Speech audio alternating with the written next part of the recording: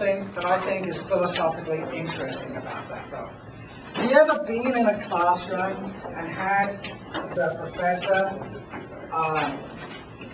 put something on the board, an argument or an idea, that you look and you say, that's stupid? Do they ever tell you it's stupid? Or do they let you know that you're right about this? I mean, when it really is stupid?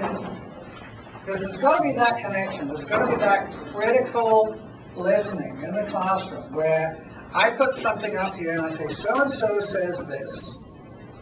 And I think it would be a really bad thing if I was to take a philosophical doctrine, a philosophical argument that was stupid, that was really bad, that showed a deep mistake about philosophy, about logic, and not tell you.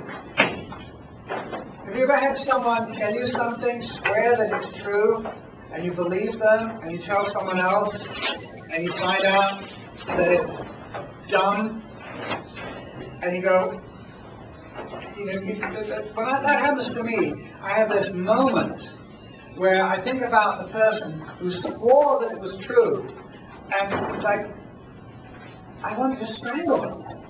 You told me this was true. So I think as a professor, I have a duty. If I put a dumb idea up on the whiteboard, I should tell you it's dumb. I should make you clear, not just make it clear that it doesn't work, but if it's really dumb, I got to put that up there. So I'm going to just review Schaeffer's stupid idea, Schaeffer's stupid argument against mind-brain identity.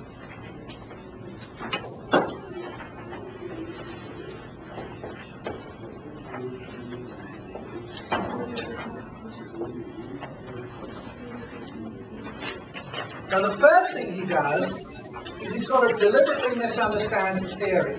And because it's called mind-brain identity theory, he says, aha, it must be about identity in the strict sense. I'm going to define identity in the strict sense, and then show that it doesn't fit this definition. But you can't criticize a theory by changing the meaning of the theory and then knocking down the changed theory. So,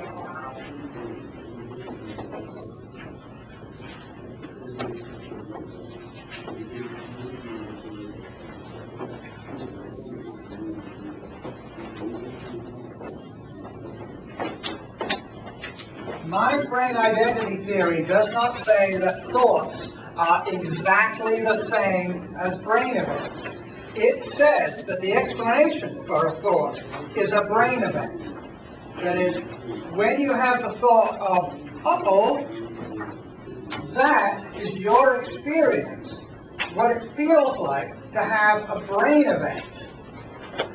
And you know the difference, right? You know the difference between, you know what a brain event is. You have this thing happen, this thought. You're having brain events right now. You're having thoughts right now, and you are having thoughts right now, and we explain those thoughts by saying that they're your experience of your brain events. So,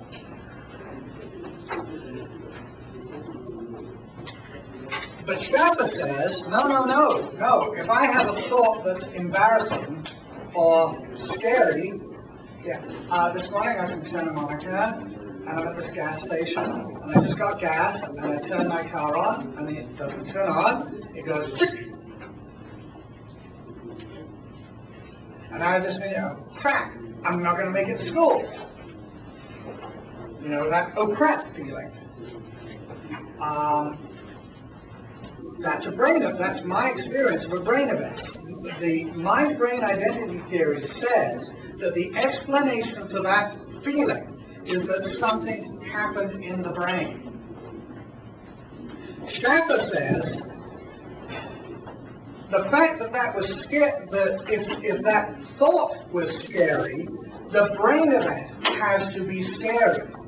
So if you were watching that brain event, say you had an electroencephalogram hidden in my hat, and it was projected on a screen, and you saw these jaggy things, you go, oh, that's scary. That line is scary, you know? This line like this. That's scary. Where this one, that's not scary. That's happy. And you look at that and you say, well, that's not scary, and that's not happy. So they can't be the same thing. Schaffer would look at that and say, well, that's not scary, that's not happy. It can't be the same thing. Well, this is done. Now, the second thing about this is that Schaffer gives an example, or at least Palmer gives an example on behalf of Schaffer. And that example is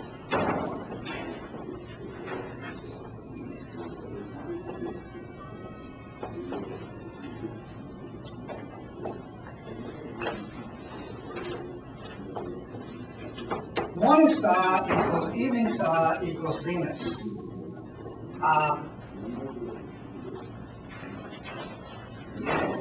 And obviously, everything you can say of the morning star, you can say of the evening star, and you can say of the planet Venus. In order for this to be true, what you say about this has to be the same as what you say about this, and has to be the same as what you say about this. And so, this is seen in the morning.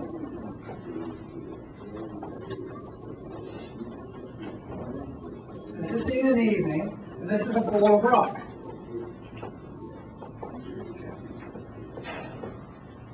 Well, by Schafferian identity, they can't possibly be the same thing. Because this is something you see in the morning as a little light in the sky. You go, oh. And this is something you see in the evening as a little light in the sky, and you go, oh. And this is a big ball of rock, and if you could see it up close, you go, oh my God, that's scary. It's all dark, and it's all hot and rocky, and I don't know, chlorine atmosphere or something, and I can't see it. You have to wear an oxygen mask. You have to be in a spacesuit to see Venus, the ball of rock. Now, it has to be true that this is 84 million miles, say 60 million miles from the sun.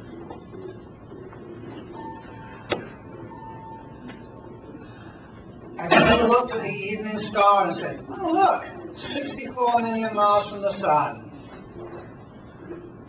No, you don't.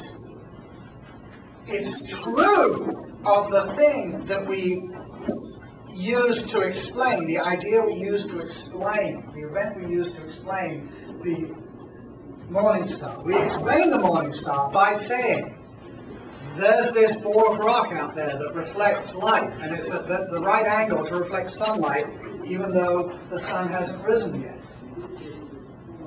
That's exactly what we say about the uh-oh feeling. There is a brain event that's happening that gives us this feeling, that gives us this experience. So Schaffer's objection is ludicrous. His kind, first of all, identity doesn't mean exactly the same. It doesn't mean you say the same thing of both sides. It means this is the physical event we use to explain our experience of mental phenomena. And the second thing is, nothing has strict identity. There is no strict identity in the universe, except between a thing and itself. Right? The morning star is not the same as the evening star. That's why they have different names. So the characteristics of the morning star are not the same as the characteristics of the evening star, but they have the same explanation. We explain the evening star by positing, by believing that there's a big rocky ball out there. We explain mind events by positing, by believing that there is events happening, electrochemical events happening in the brain. So Schaffer's objection to the mind-brain identity theory is just silly. He doesn't understand what the theory is saying, and he doesn't understand what identity is. Okay. All right.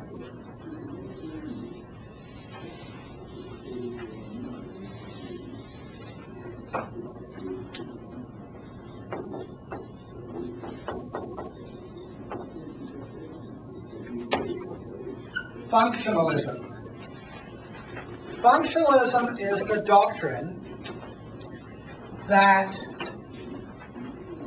we have minds because the brain does certain operations, does certain information processing.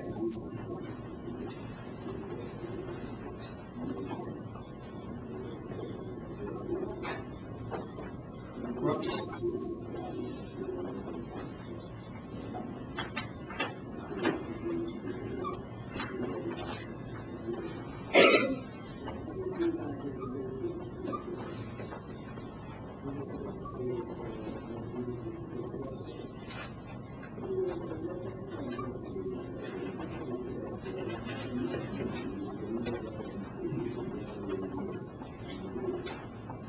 Mind is a certain kind of information processing.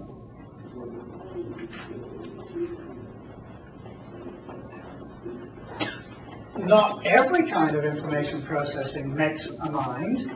My computer processes information, but it does not process information in the right way to make a mind, and it probably can't, because compared to my brain, my computer is a very, very, very, very simple device.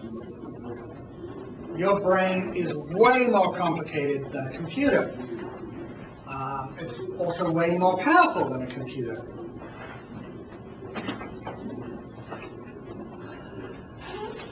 But computers are getting more powerful all the time. There's no theoretical limit. There's no theoretical principle that says that computers cannot do the same processing that minds do. And if you want to say that they do, you have to tell me what it is, how it's done, and why a computer can't do exactly the same thing.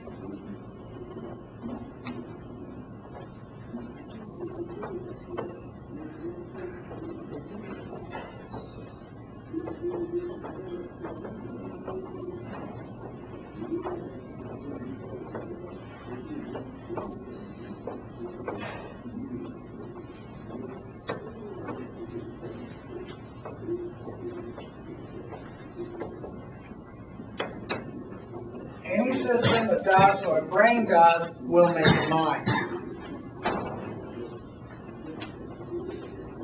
That's a consequence of functionalism. If functionalism is true, we can, in principle, make minds. We could set up a computer program that would do mental operations. In principle, we could do it right now, but it would probably be a very slow-thinking mind, because the number of operations necessary to have even a simple thought is extremely large. To do all the thing I just did with that extremely large would probably take a Cray computer a year. Those big supercomputers, it takes you. The difference between a standard computer and mine is huge. So,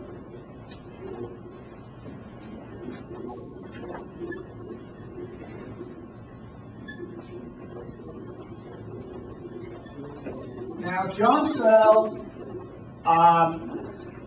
raises an objection to this. John Searle says that what computers do is just syntax. They arrange symbols, but they don't know what the symbols mean. And this is certainly true of my computer here. My computer does not have the facility to know what any of this stuff means.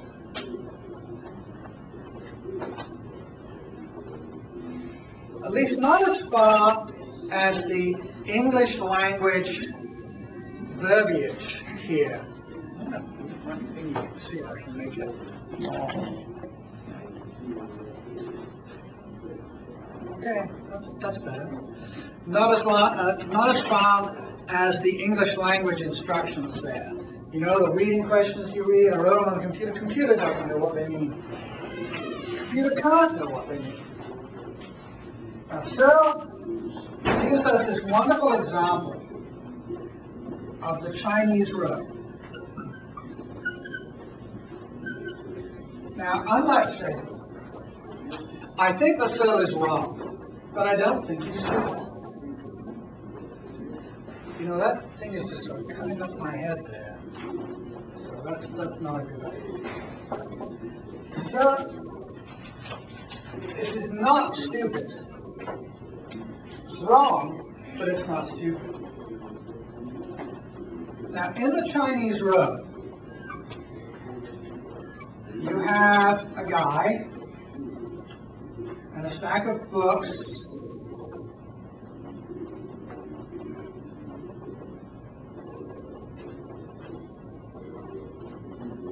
with translations.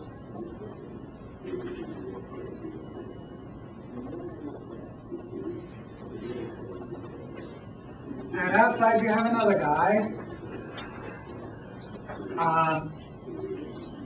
putting in questions written in Chinese.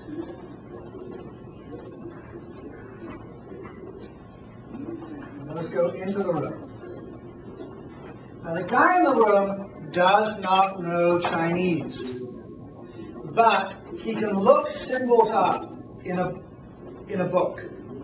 He has a book where he looks up symbols. He looks up the first symbol, the top symbol, and he gets that, and that has a set of rules.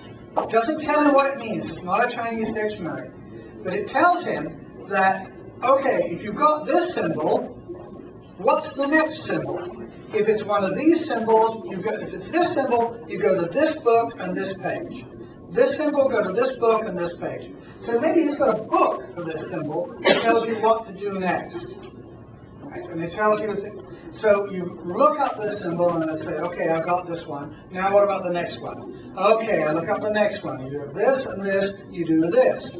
And finally, he gets to the page where it says what to do if you have this and this, plus this and this. Maybe there's some combination of pages. But he's got a set of rules for turning one set of Chinese symbols into another set of Chinese symbols. And he says, okay, this rule says, these rules say that if I have this one and this one and this one and this one and this one, I write back this one, this one, this one, this one, this one, this one. I don't see any reason to this. It doesn't make any sense to me. I don't know why it's this symbol rather than another one, but that's what the book says. And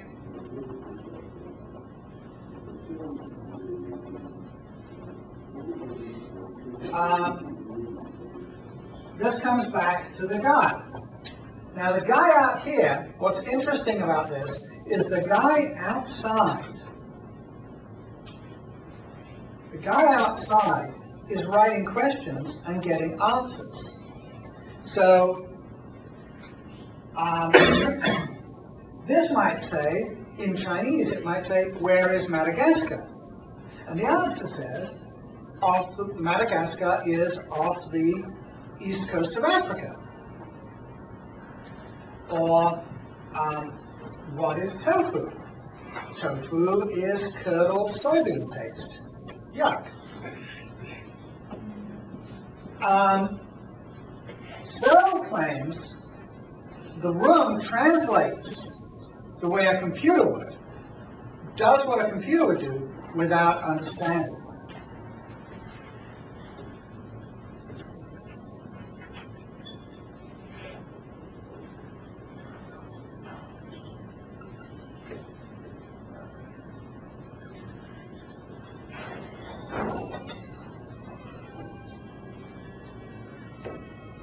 And this is true. So why am I saying it's wrong? Well, to me, the brilliant thing about this is that Searle lays out what we have to do to demonstrate that computers can understand, to prove functionalism. Functionalism must show how meaning can be accomplished, must show that meaning is a function.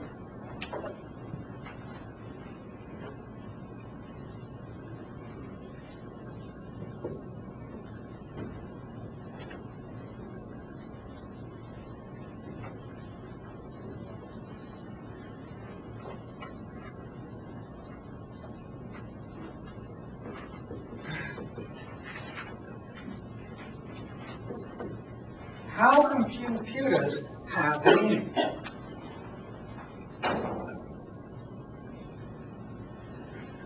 The other thing about this that I find really interesting is it raises the question,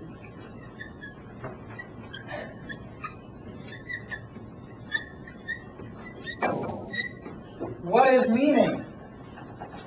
What is meaning? Anyone want to take a guess? Do you mean, does understanding and meaning mean the same thing? Is that what you're saying? Yeah. Right? Knowing what meaning is here. Understanding means knowing what the symbols mean. Okay? I mean, you can imagine having a set of rules, a rule book, or maybe a computer with the rules already in it, but a set of rules and translating from one to the, taking a set of things and manipulating symbols and coming up with another set of symbols where there's a meaning that goes right past you. You heard the story? It's an old story where a guy is sent with a message tattooed on his own head. You know, he's shaved bald. The king has this message tattooed on the guy's head, and he goes to the other kingdom. There's all these trials and tribulations, storms, bandits. He gets there and says, I delivered the message. And they shave the guy's head, and the message is, kill this man. Like, that's a nasty, nasty trick to play on someone. But meaning really is just memorization. Huh? Meaning is just really memorization. Memorize the phrase de gustibus non disputanum est. Memorize that. Write it down. Memorize it over and over and over again. By memorization, will you ever get its meaning? If you apply it to something. Aha! If you do something other than memorize it. So this is how you do philosophical questions. If you say meaning is memorization, you have to show how memorization can create meaning.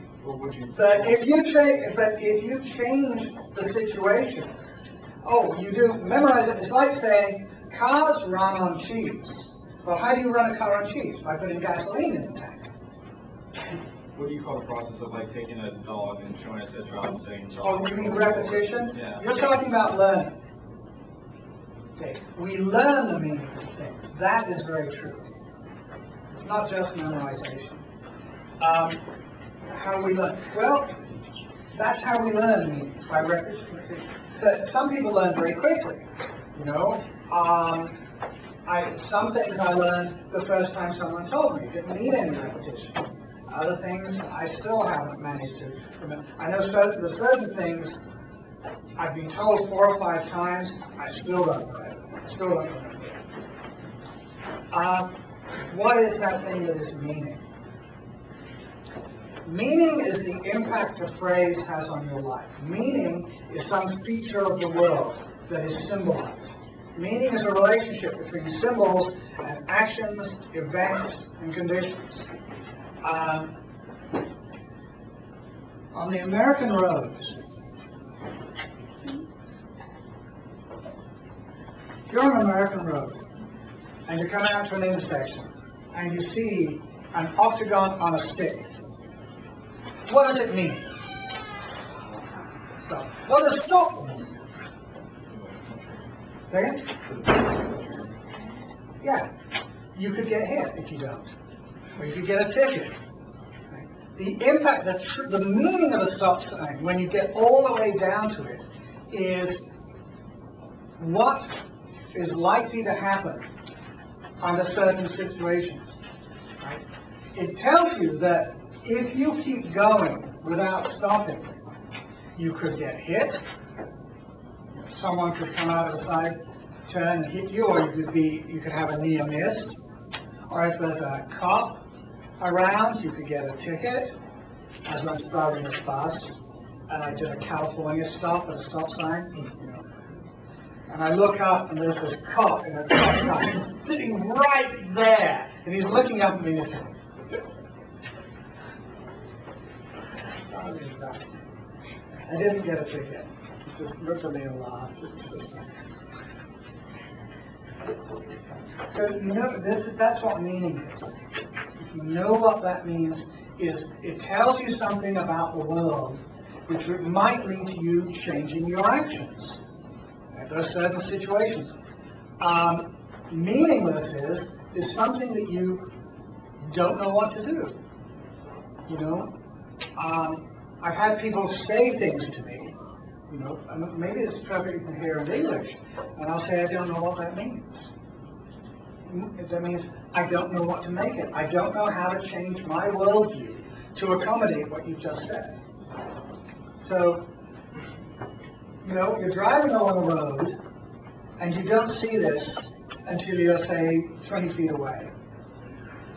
And you have to change your worldview, because before you see that, you think you're safe. You think it's safe to just keep cruising on at 45 miles an hour.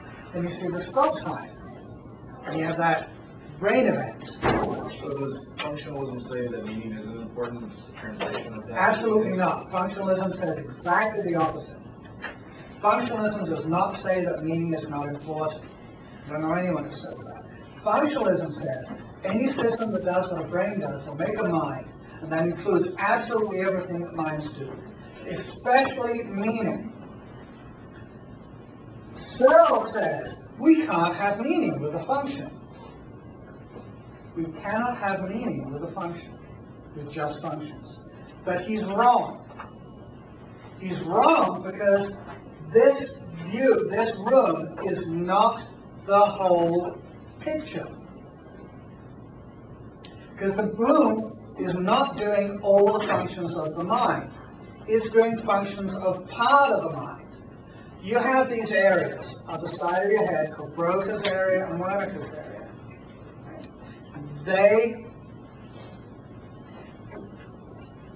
They handle syntax and semantics. They handle arranging words and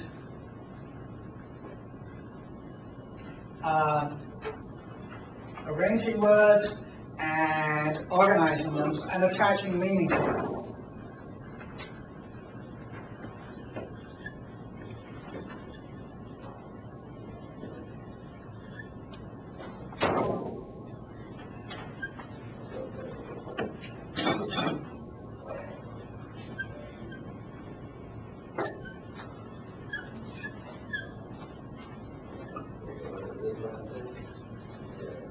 Here's a couple of rules.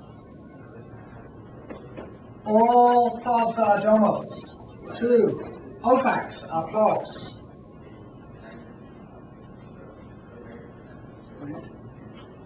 Question.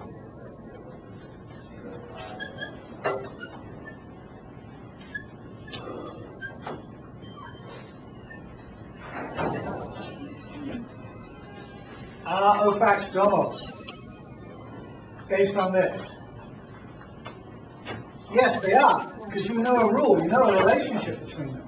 That's a syntactic relationship. That's a computer-based relationship. Computers can do this kind of operation all the time, and you can do it too. Now, when you process words without knowing what the words mean, you're in a Chinese room situation. Your brain can be reduced to a Chinese room. You can do this processing you can process without understanding. So, what happens?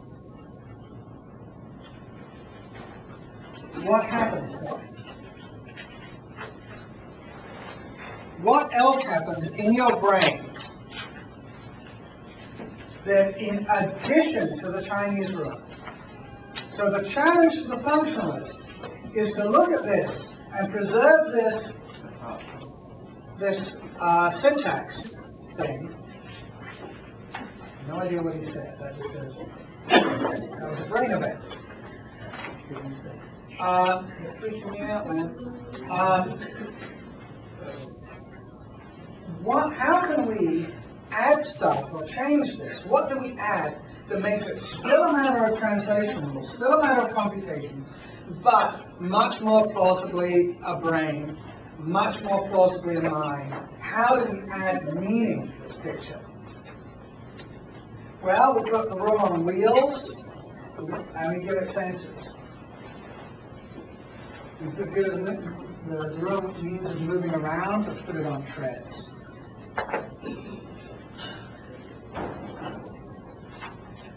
Put it on caterpillar treads, put TV cameras on it, feed those into a teletype that turns out information in Chinese characters. We had to make this guy really, really fast. Okay.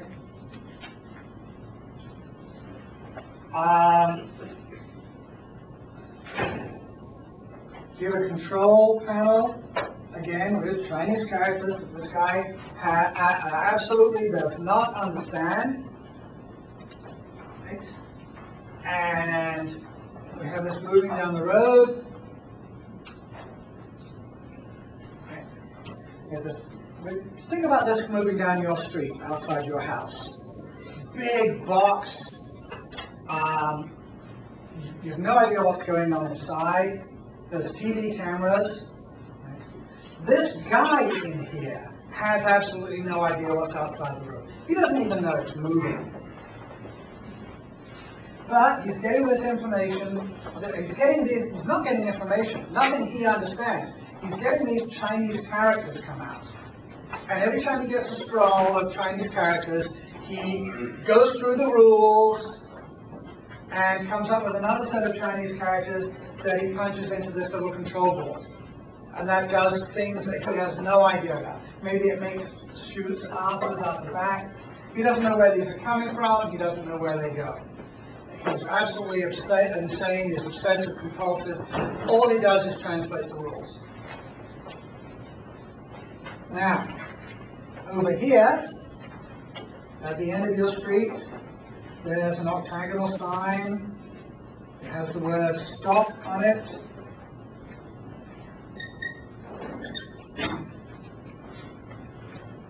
The octagonal sign has the word stop.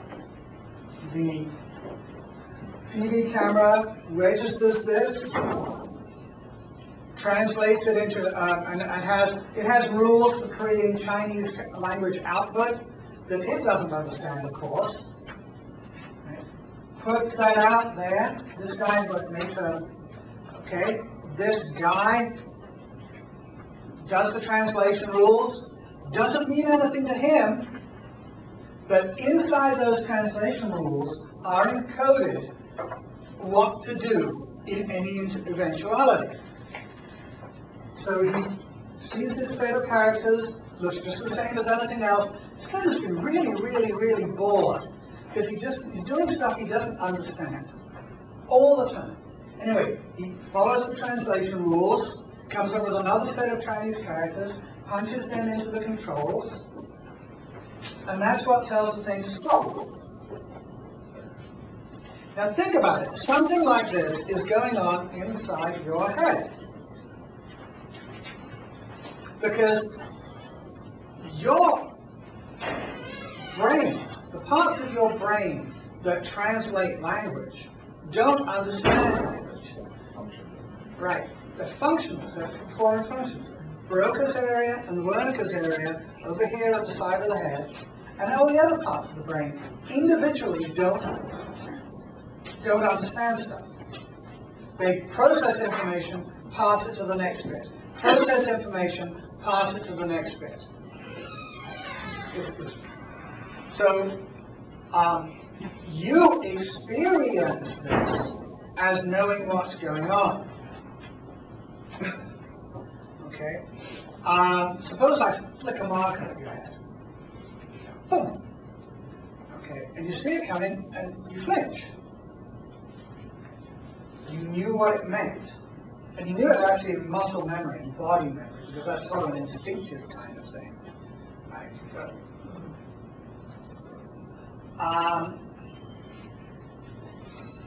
So that's the processing. That's completely unconscious, that friendship bit. On the other hand, you're listening to me and you look at the clock and suddenly it's 10 o'clock And you go, oh my God, I shouldn't be here. The class is over, you bastard, young. How dare you keep us this long? You know what it means. And it means a lot. Right? When my colleagues started, I knew what that meant. Right? And you look at, what is it, the fuel gauge pointing at E, what does that mean? It means that if you don't stop and get gasoline, your car will not be able to move. There will come a point where your car is not able to move. So it's a practical examination of meaning. And this can be programmed into a computer. This can be done computationally. The thing that's wrong with the Chinese room is that it had no means of meaning. There was no meaning was written out of the example. What Searle did was he took a part of what the brain does and modeled it in a computer. Modeled it in the way that models what a computer does. Or another way is he took a part of what computers can do and said, look, this is what computers can do. But that doesn't make a mind. And he's quite right. The Chinese room, the red part of the Chinese room, doesn't make a mind. But it makes part of what a mind is. And when you add in the other stuff, the stuff of translating symbols into action, which computers can do, then you have something where we get meaning. Now, in this example, the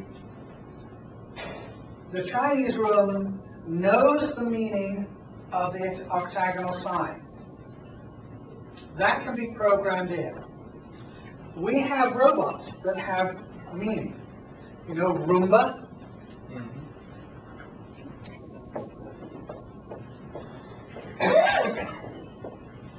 Roomba is a little robot that knows meaning. It knows, I don't know what it knows. It can be programmed, it knows the meaning of bumping into a chair.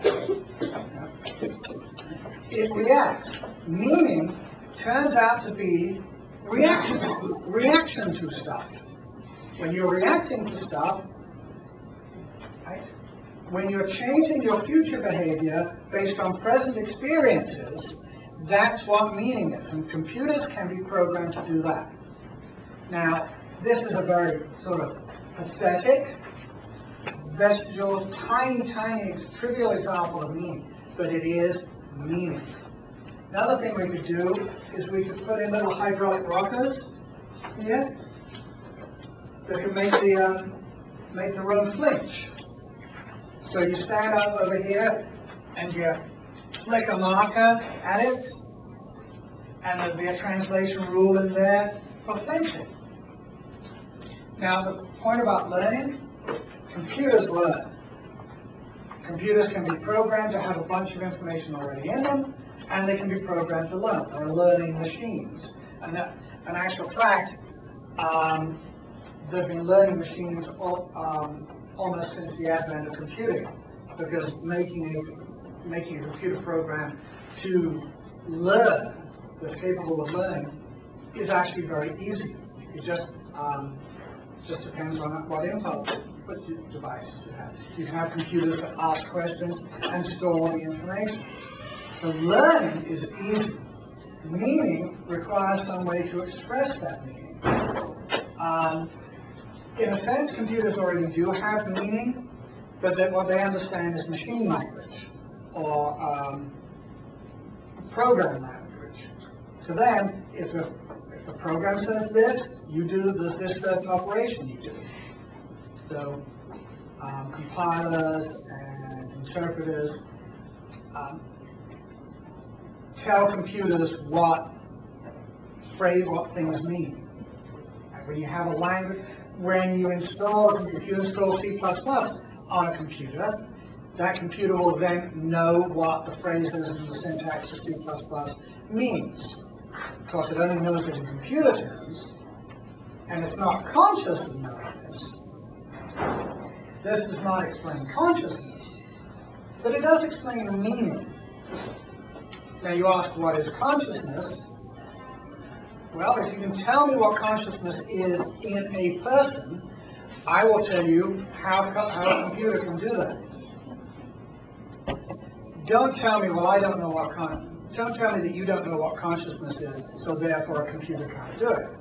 That's like you saying you don't know what a fuel injector is, therefore an automobile can't do it.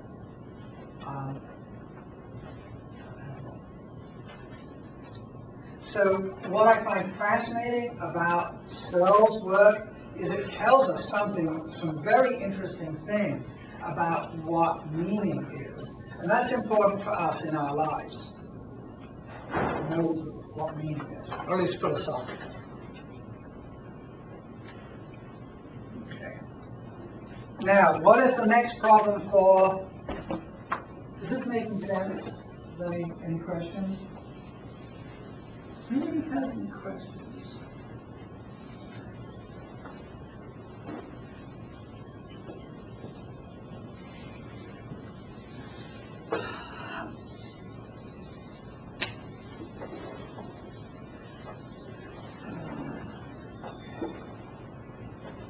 All right.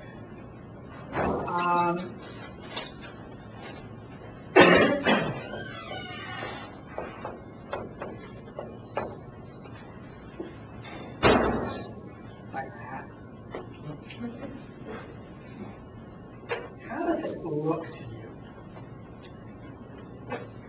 Now, here's the thing that a human can do that no computer can do yet. A computer can have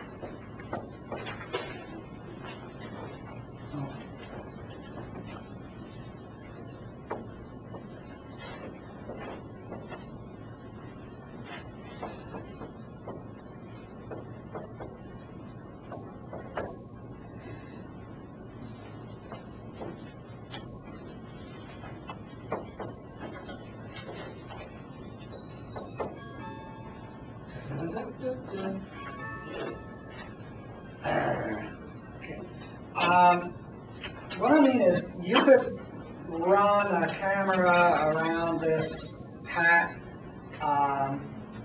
ultrasonic measuring devices. You could set up a whole suite of sensory equipment,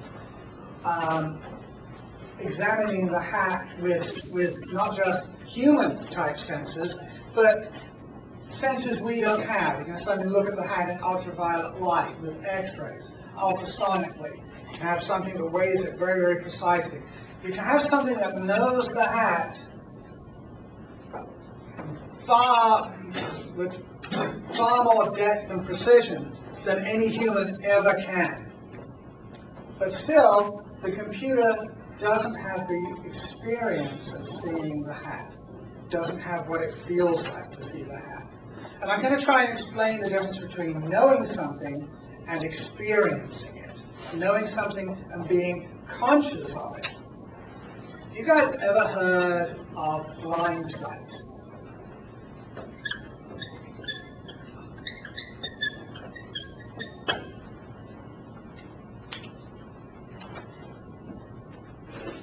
Now, Blindsight is something that happens to people who have lesions in the striate cortex. If you use your X-ray vision, you can see the back of my cerebral cortex there in the occipital lobe. Occipital lobe is a little stripy, that's why it's called the striate cortex.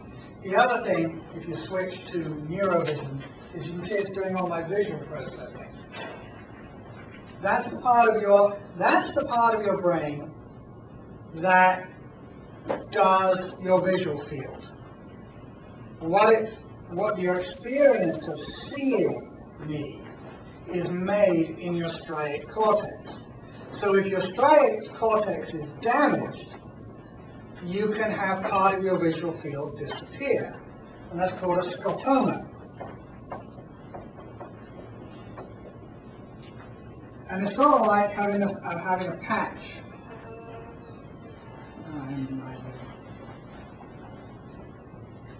Having a patch.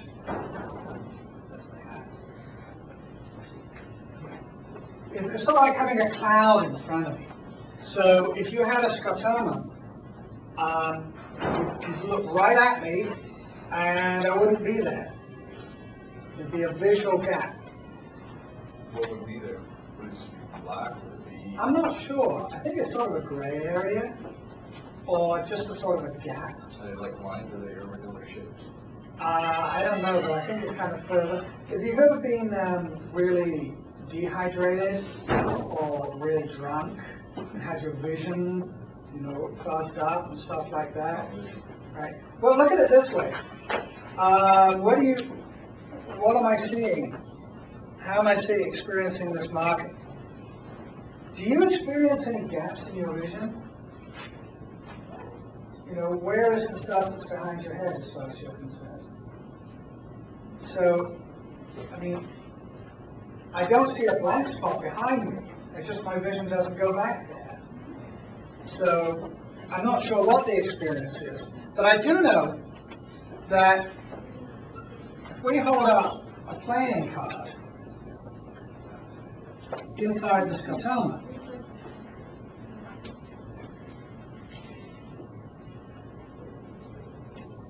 I think I just did that wrong, but anyway. So you can imagine someone with a scotoma. I bring in a person with a striate cortical lesion, and I have them stand in front of me, and I hold up this card to them, and I say, "What card am I holding up?" And they will say, "Don't be an asshole, I've got a scotoma, I can't see the card." I have no idea what card you're holding up. And I say, "Well, guess." The interesting thing about Blindsight, they always guess right. Now, there's an explanation for this.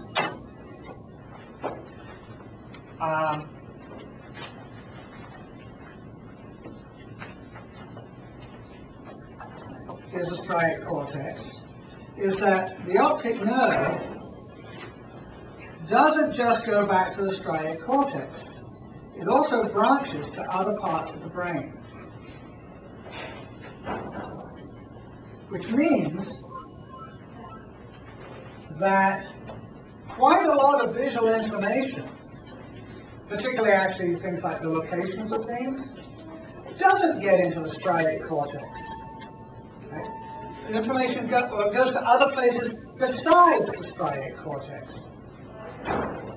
And there's a lot of pre-processing. Your eye is part of your brain. Your retina processes information.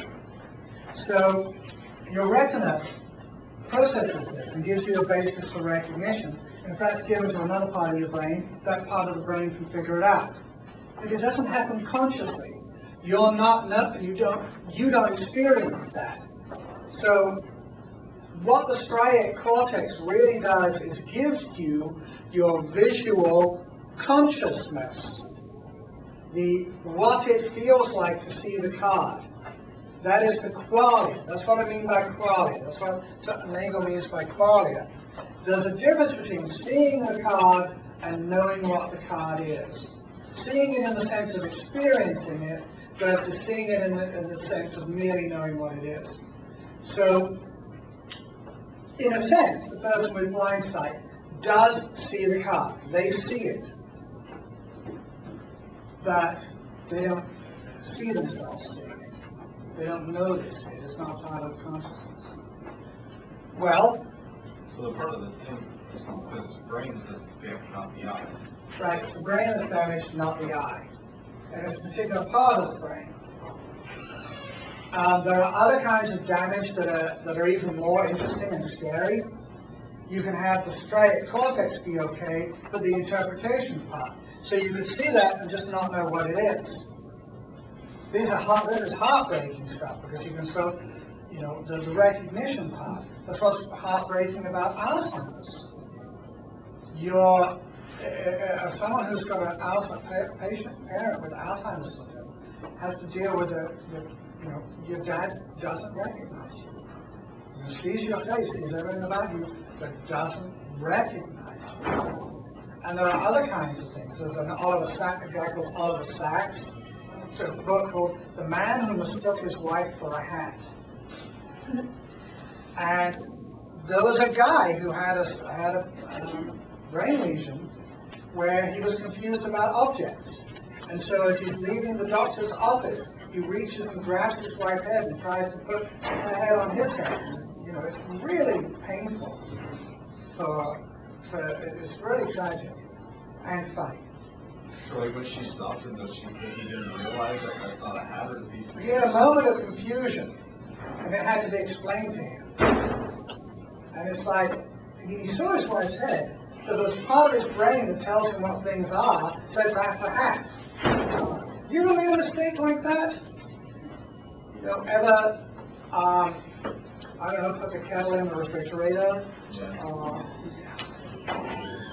Just do it. That's not the, that's not the thing. So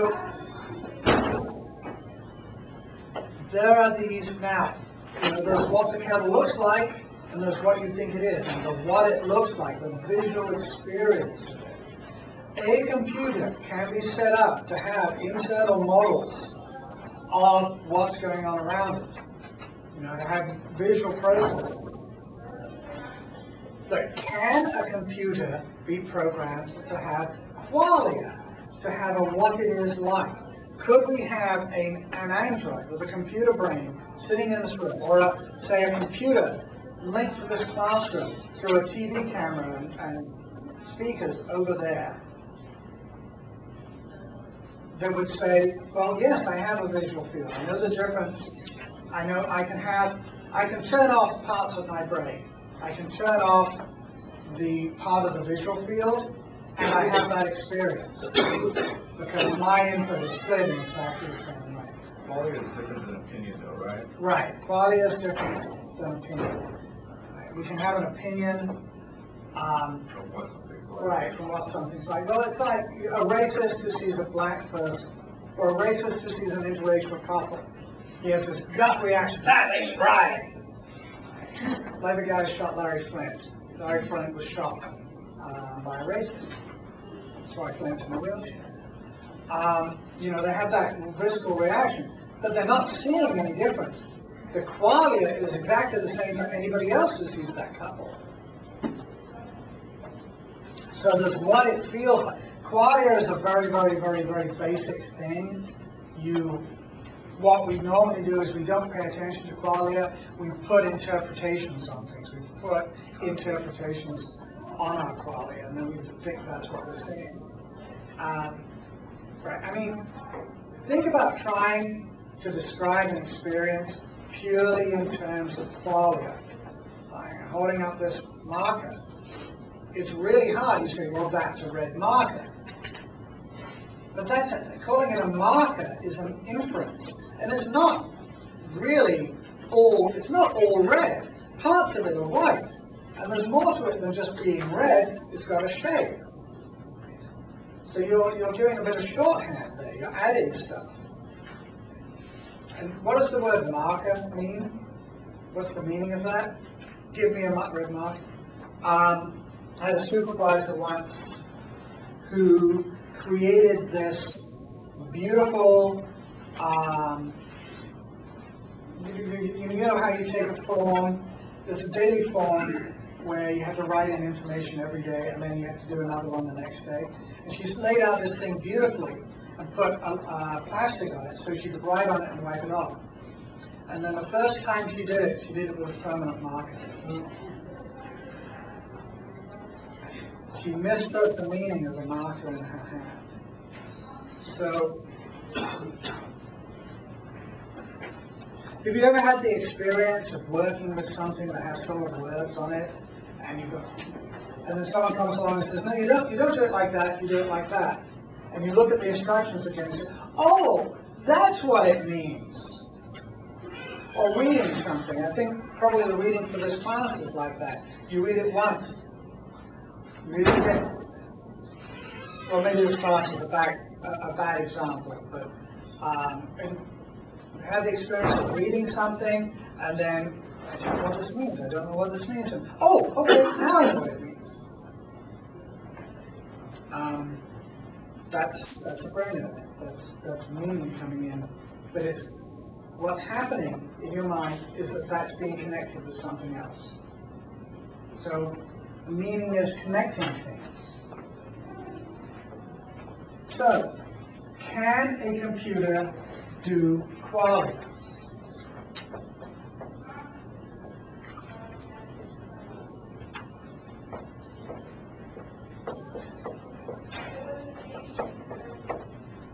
Now, you gotta remember that how can we do it is different from can it be done. A space elevator is possible. It is perfectly possible to have a cable that hangs from orbit. What you would do is have a station in a geostationary orbit, and then you have a counterweight up here, and then the rest of the cable comes down into the atmosphere. We know this is possible. We know this can be done if we have the right materials, if we can get it into place. We know that if we had something that had a cable that was strong enough to do this in this place, it would stay there. It would stay there forever. I mean, or as long as that, until the planet runs down. How do we do it? Does anyone know how we could do that? I don't. I mean, actually I do, because it's carbon nanotubes. Once we make those long enough, it'll be easy. It'll be easy. Getting it up there, it's an incredible feat of engineering if we can put it on. But it can be done. So, we don't know how to do it. Same as how can computers do qualia. It's a different question. Not how do we do qualia, but can it be done? And the answer is, my answer is, yes. Because brains do it, and brains process information. Computers can process information. Anything a brain can do, a computer can do. There's nothing in the brain but neurons. And we can make artificial neurons. We can make virtual neurons in a computer, and we can even make artificial neurons that work exactly the way neurons do. Probably be a big honking thing. And we can make neurons that grow and so on. So I'm certain it can be done. I have no idea how to do it, except by making an exact mechanical copy of a brain. Remember the story of the nanobots that go into your bloodstream and replace your fleshy neurons with mechanical ones? Every time you have a neuron, and this would cure Alzheimer's, I think. Every time one of your fleshy neurons starts dying, the nanobots find it, and they make an exact copy, and if they do really well, they make a neuron that can learn and form new connections the way old neurons did. Maybe it has a set of instructions for nanobots to say, okay, I need a connection over here, and the nanobots alter it over time, just the way the flesh one would have in the same circumstances. In principle, this is possible. Whether we can actually do it technically, I don't know. I don't know, it might be infeasible. But you can imagine this happening. And you can imagine this happening in your own brain. I secretly inject you with nanobots. What was that? Nothing? And these nanobots progressively replace your dying neurons with new ones. And over time, say over a couple hundred years, you take good care of yourself, all of your flesh neurons are replaced with mechanical ones, and your brain becomes a silicon-based computer. Would you even notice? If all of the existing neurons do exactly, if all of the new neurons do exactly what the old neurons did, you won't notice, because the same information is being processed in exactly the same way. So whatever your brain does to give you the experience of consciousness, these neurons will be doing. Your mechanical brain will do exactly the same thing. So this is my argument as to why computers can be conscious. There's nothing the brain does, there's nothing any part of the brain does that cannot be done by a computer. At least in principle, and most of it can be done in fact. There are a lot of things that they used to think computers could never do that are now done by computers. Fingerprint recognition is done by computers. Facial recognition is now done by computers. A computer can now recognize faces the way you recognize faces. And given enough computing power, with superior accuracy. That was viewed as insoluble for a while, because we are tuned, our brains are tuned to recognize faces. It's very, very important in our evolution. So, the argument for computer consciousness is it's a function. We have no evidence and no reason to think it isn't a function.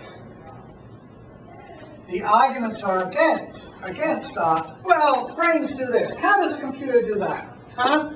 Your computer doesn't do that, so it can't do that. That's like saying people don't fly, therefore they can't fly. If you think about it,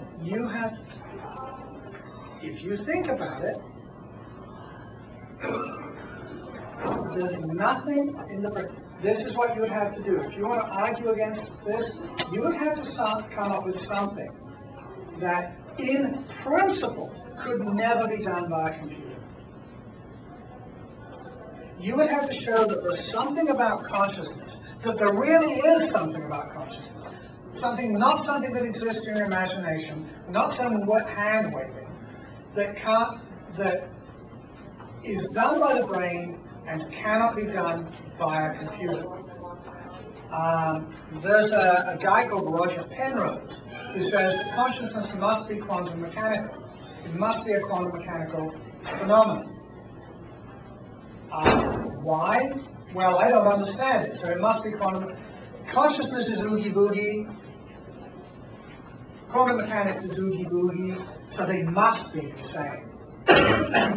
Well, why? How can quantum mechanics process information? Because that's what the brain does. Consciousness is information.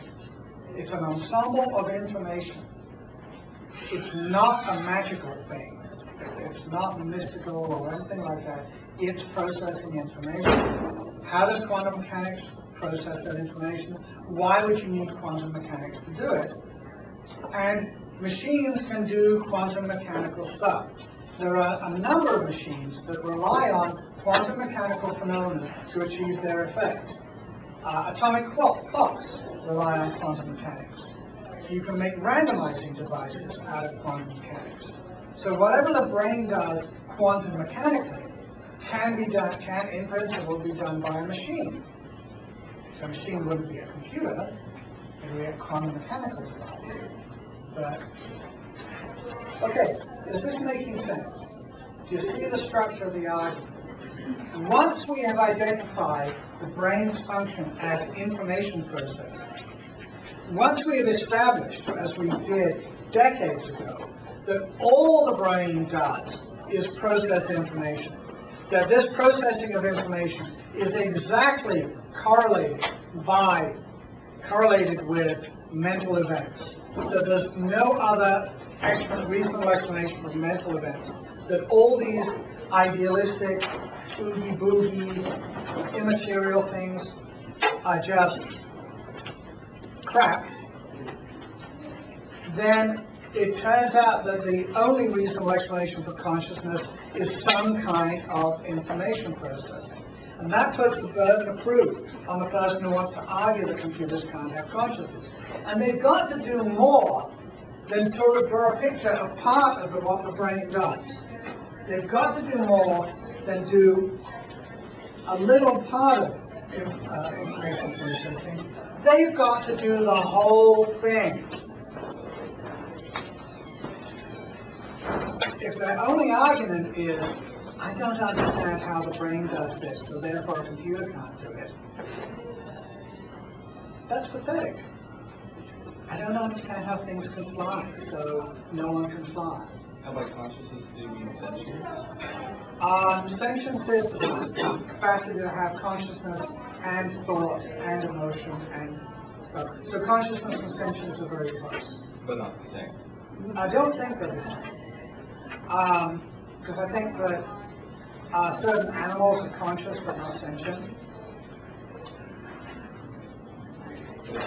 Self-awareness. Self-aware that you have a self that's distinct from the environment. You know. Self-awareness seems to imply some kind of reflective power that I you know, to be more than aware of stuff, to be aware that I'm aware of stuff, that I'm a piece of awareness floating in the world. Computers can do that easily. Yeah, computers can do that easily. It's the quality of it's difficult. Okay. All right. Any questions? I guess I'll let you guys go.